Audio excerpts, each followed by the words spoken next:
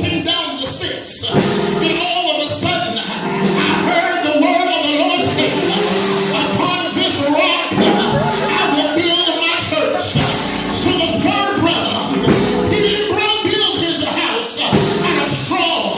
He didn't build his house out of wood. But he picked up some stones and he built a structure. And he built something that was a foundation. And I heard the Bible again say, upon this rock I will build my church. The gates of hell won't prevail against it. You got to understand that your hope is built on nothing less but Jesus' blood and his righteousness. All you got to do is give God what's due to him. All you got to do is not worry about what tomorrow's going to bring. Because ain't nobody worried about tomorrow. Because tomorrow's not promised to you. What is your purpose, my brother? What is your purpose, my sister?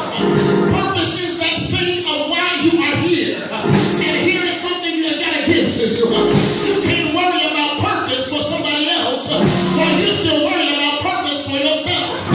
If you don't know what your purpose is, how can you give purpose to somebody else? I'm reminded of the word of God, where he said he will keep you in perfect peace, whose mind is stayed on him. Well, forget about everybody else's business. There's another song that says, sweep around your own front door before you try to sweep around mine. All you got to do is worry about what your purpose is. Your purpose is to give God praise. Your purpose is to magnify the Lord. Your purpose is to honor God. Your purpose is to give God the admiration. The purpose is to magnify his name. I believe David picked up the pen and said, oh, magnify the Lord with me, and let us exalt his name together.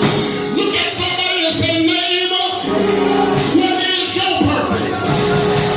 Capital One, they made a vision so plain. They didn't even know they were understanding that they were prophesying. When they said, what's in your wallet? Well, look at somebody and say, what's in your spirit?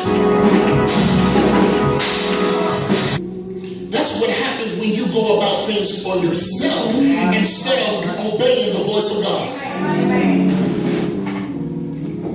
Because the thing is, your purpose is not for, because I got to use two.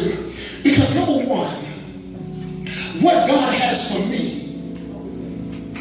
and what God has for Bishop is tailor-made just for me. I can wear, even those that look good, I probably put on a couple of girls and it may fit, but it's not, because understand something. Anybody that knows anything about being a seamstress or going to having a tailor-made suit, they measure you. They measure you from your neck to your shoulder. They measure you from your shoulder to your elbow. They measure you from your elbow to your wrist. So it won't flip and flap the way because it won't look like a size 7 if I wear a size 22. Somebody talk to me. So then what is made for Bishop is not made for me. And what's made for me, boom, can I wear it? Because it's mine. So your purpose is for you.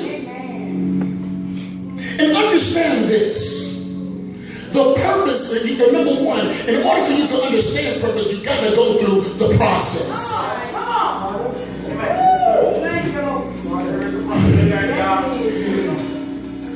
Can I take a minute just to do what I was supposed to do?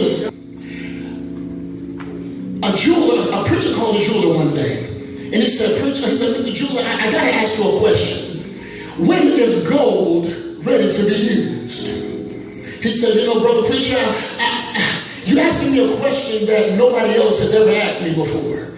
He said, what we do is we take the gold in its raw form and we put it in an urn. Somebody say process.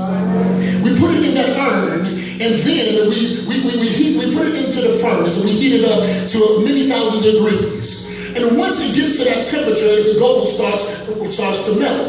It starts to boil. It's okay, so then is the gold ready to be used? He said, no, sir. So then he said, okay, when is the gold ready to be used? So he continued, he said, well, we continue to let that gold melt and burn and all of the impurities rise. Somebody say impurities. Somebody say junk. So all of a sudden we take that impurities and all of a sudden we scrape it from the top. Then all of a sudden it's okay, is the gold ready to be used? No, sir, it's not going to be used just yet. It's still going through the process. Somebody say process. So we continue to let the gold melt and the impurities rise to the top. We do the scraping. We let the impurities rise to the top. We do the scraping. We let the impurities rise to the top. Okay, so now is the gold ready to be used? He said, no, sir. So he said, hold on, wait a minute. Let me get this right. Let me back up here. So I heard you say that you put it in the urn. You put the urn into the furnace. And then you turn up the furnace to some 1,000 degrees hot till it melts. And then all of a sudden the impurities come up. And then you scrape off all the impurities from the top. Okay, so when is the gold ready to be used? He said, brother preacher, when I see my reflection in the gold, then the gold is ready to be used. In other words, your purpose is designed so that when God sees him in you, you can be used out there for. Your purpose is not to correct the man of God. Your purpose is not to come and tell me how to do my job. Your purpose is not, my purpose is not to come to Bishop and tell him how to run KCCF. Hello, somebody. God gave him that vision.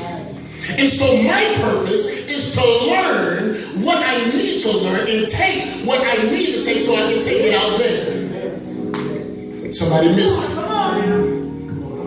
That's the reason why you have so much hell in your life. Because you're trying your best to run everybody else's business. You're trying your best to go around and find and snoop around what's going on in somebody else's house. But the Bible says to seek your own soul salvation. So if you're seeking your own soul salvation, then guess what? You ain't got no time to worry about what I'm doing.